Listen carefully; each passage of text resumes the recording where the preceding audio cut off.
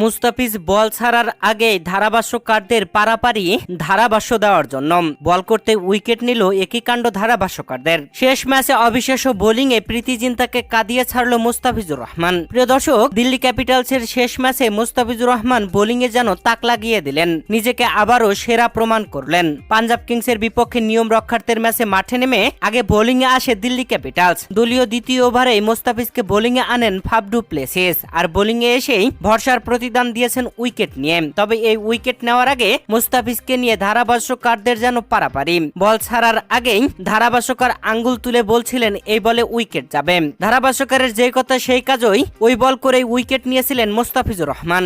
মাঝে নিজের দ্বিতীয় ওভার বল করে শেষ বলে হাতে আঘাত পেয়ে মাঠ থেকে উঠে গিয়েছিলেন মুস্তাফিজ। তবে আবারও 16তম ওভারে বোলিংয়ে এসে আবারও উইকেট তুলে নিলেন মুস্তাফিজুর রহমান, যেখানে শেষ ওভারে আবারও বোলিংয়ে এসে উইকেট নিয়েছেন। 4 ওভার বল করে মাত্র 33 রান খরচ করে 3টি উইকেট নিয়েছেন মুস্তাফিজ, যা অন্যান্য বোলারদের থেকে অনেকটাই কম। ইকোনমি রেট ছিল 8.25, যেখানে অন্যান্য বোলারদের প্রায় 10-এর উপরে ইকোনমি ছিল।